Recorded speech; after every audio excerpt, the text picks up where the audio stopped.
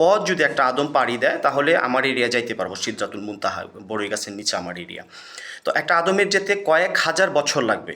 আমি আধা সেকেন্ড ওইখান থেকে আমি আইছি, যখন এরকম আল্লাহ বলতেছে জিব্রাইল যাও, আমার বন্ধু ইব্রাহিম যে 80টা পরীক্ষা উত্তীর্ণ হয়েছে, এরকম ইব্রাহিম নবীকে আল্লাহ স্বপ্নে দেখাইলো প্রিয় বস্তু কোরবানি দাও। তো ইব্রাহিম নবী বুঝতে পারছেন যে এটা তো আমার সন্তান ইসমাইলকে কোরবানি দিতে বলতেছে।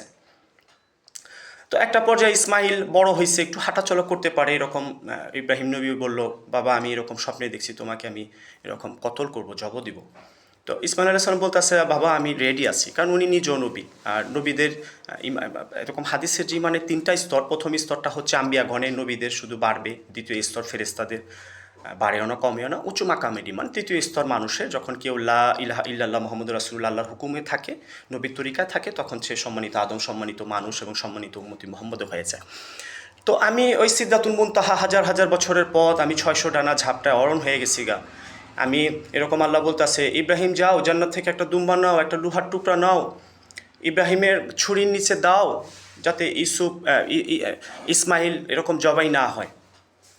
দ্বিতীয়বার যখন এরকম ইয়াকুব নবীর 11 জন সন্তান ছিল, এর মধ্যে একজন ইউসুফ নবী, এরকম 10 ভাই এরকম হিংসা করলো।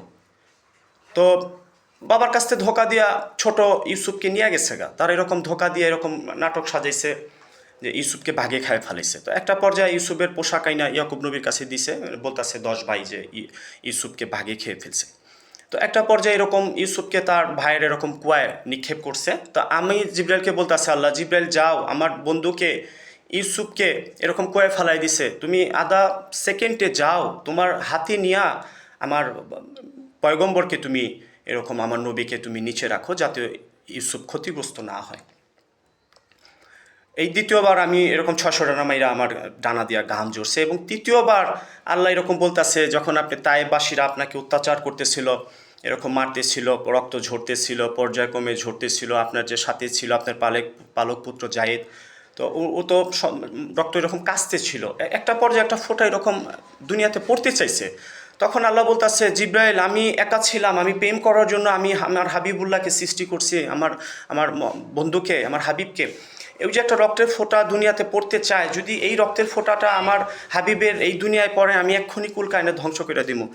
তো এরকম জিবরাইল আলাইহিস সালাম বলতেছে, আল্লাহ রাসূল আমি আধা সেকেন্ডে আমি এরকম সিদরাতুল মুনতাহা, যেখানে একটা আদম সন্তান গেতে, একটা মানুষের গেতে হাজার হাজার বছর লাগবে, যেহেতু 7 আসমান 7000 বছরের পথ, এর উপরে আরও কয়েকশো নূরের পর্দা, আমার সিদরাতুল মুনতাহা বড়ই গাছের তলায় আমি থাকি। তো এই যে ফোঁটাটা রক্ত আমি